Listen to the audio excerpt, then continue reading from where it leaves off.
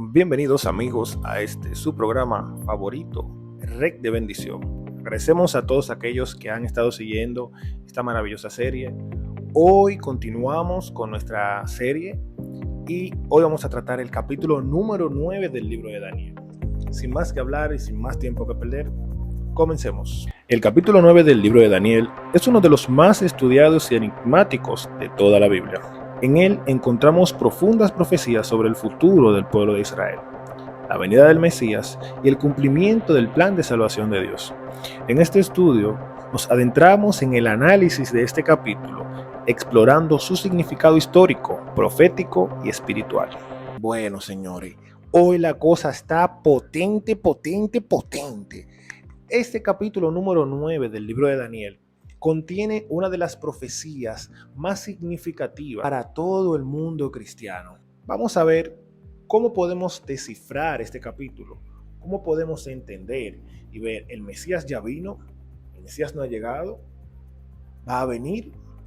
Esta profecía nos indica todo con lujo de detalle. Para poder entender este capítulo debemos ubicarnos en el contexto histórico. ¿Por qué? Porque el contexto histórico tiene una relevancia muy importante para entenderlo. Lo primero es que Daniel dice que él estaba en el mandato de Darío. Y mientras él estaba en el mandato de Darío, dice que él estuvo estudiando los libros de Jeremías y él se dio cuenta de que los 70 años de la deportación estaban llegando a su fin. ¿Y por qué estos 70 años de la deportación son tan importantes? Debemos de ir a Jeremías. Jeremías dijo que el pueblo de Israel iba a ser extranjero en una tierra extraña por 70 años. Y ahora Daniel, estudiando las profecías, dice, pero los 70 años están a punto de cumplirse. Y es aquí cuando Daniel recibe las profecías de las 70 semanas que tienen que ver con los 70 años de la deportación. Claro, no es que son paralelos, no. Termina la deportación y empieza la profecía de las 70 semanas. ¿Y cómo nos damos cuenta de eso? Ya vimos que Daniel se ubica en el contexto histórico, pero vamos a ver qué sucede más adelante. Daniel se adentra en oración. ¿Por qué? Porque Daniel entiende que si ha llegado el tiempo de finalizar la deportación, el Señor debe de hacer algo. Y Daniel ve que se está acabando el tiempo y todavía no ha ocurrido una manifestación, no ha pasado nada. Y ahora Daniel se introduce en una de las oraciones más poderosas que tiene la Biblia. No vamos a abarcar la oración completa de Daniel, pero sí podemos ver aquí que Daniel ora por el pueblo, ora por el perdón de los pecados del pueblo, ora por él. Una oración de intercesión por el pueblo, reconociendo que el pueblo ha pecado, ha sido desobediente, que no ha prestado atención a los preceptos. Estoy tratando de resumir toda la oración de Daniel, porque automáticamente termina esta oración, empieza lo que es la profecía. Un ángel que venía volando con gran velocidad y que ese ángel vino como a la hora del sacrificio de la tarde y que el ángel fue para hacerle entender la visión a Daniel. Y ahí se dan unas declaraciones importantes. Dice, porque Daniel es muy amado en el cielo. Y le dice, Daniel, ven, que yo te voy a mostrar la visión. Te voy a dar entendimiento. Y le dice, porque tú eres muy amado, te haré entender la visión y te voy a dar entendimiento. ¿Y qué fue lo que el ángel le dijo? Vamos a ver. Es importante leer la profecía para poder explicarla. Y yo voy a pasar a leerla mientras vemos los pasajes. Luego que vamos los pasajes, vamos a entender en qué consiste esta profecía. Vamos a ver.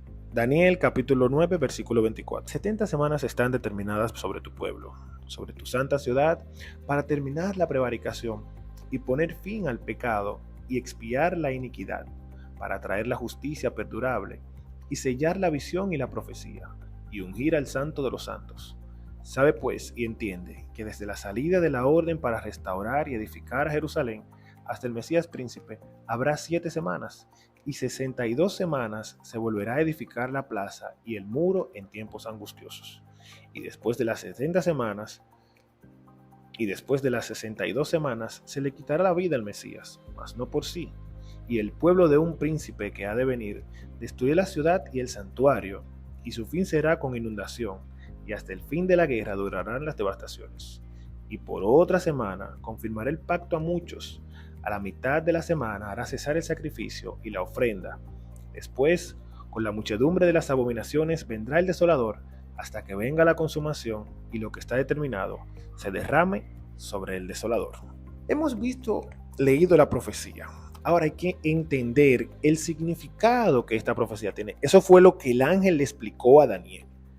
El ángel le dio con lujo de detalles lo que iba a ocurrir en esas 70 semanas. Hay que entender algo.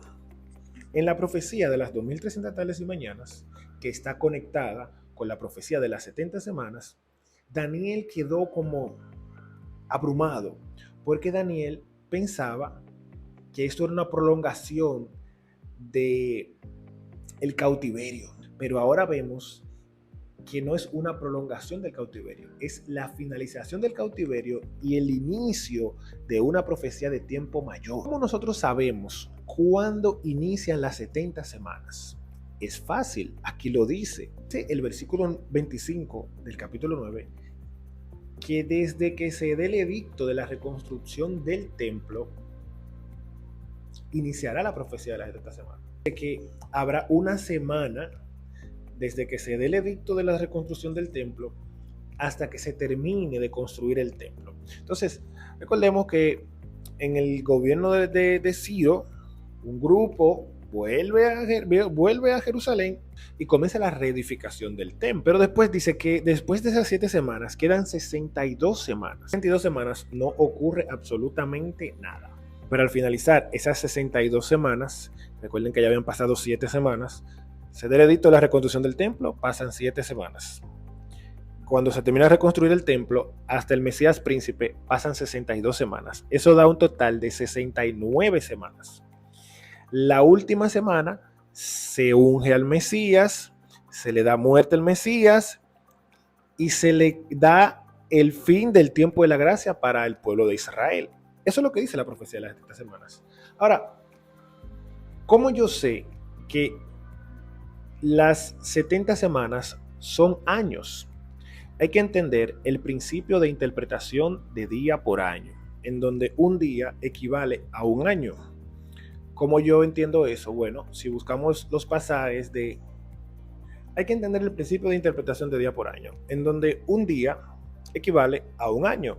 ¿Y cómo sabemos eso? Bueno, en Ezequiel capítulo 4 se nos da a entender esto de una forma más clara, en donde determinamos que una tarde y una mañana, ¿verdad?, es un día, y también lo podemos ver en el principio de la creación, literal de la creación, en donde un día es una tarde y una mañana. Entonces, si nosotros calculamos que son 70 semanas, y 70 semanas, una semana tiene 7 días, multiplicamos 7 por 70, eso nos da 490 años.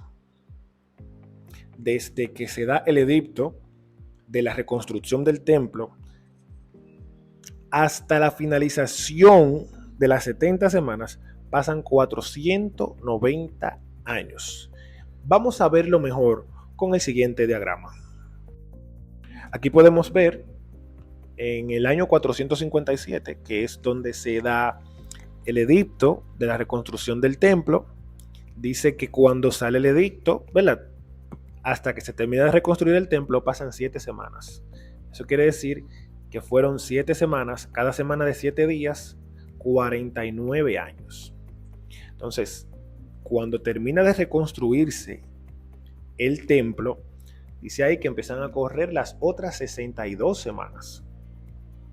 Cuando están finalizando esas 62 semanas, que equivalen a 434 años, en el año 27 es bautizado Jesús por Juan el Bautista, justo en el año en el que se calcula la profecía de las 70 semanas.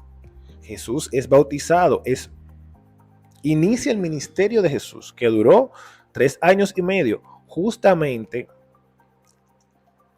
una parte de lo que le quedaba de la última semana de 7 años. En el año 31, a la mitad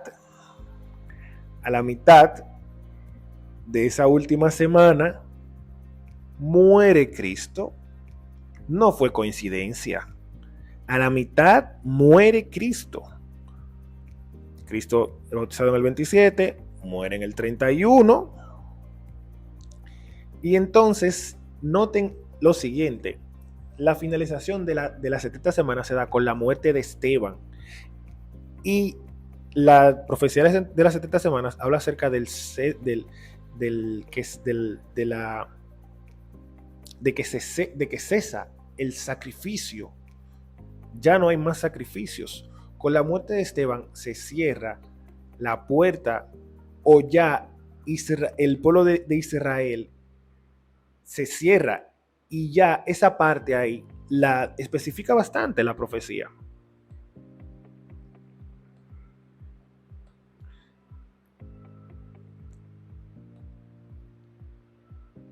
Dice el 27, y por otra semana será confirmado el pacto con muchos. A la mitad de la semana hará cesar el sacrificio y la ofrenda.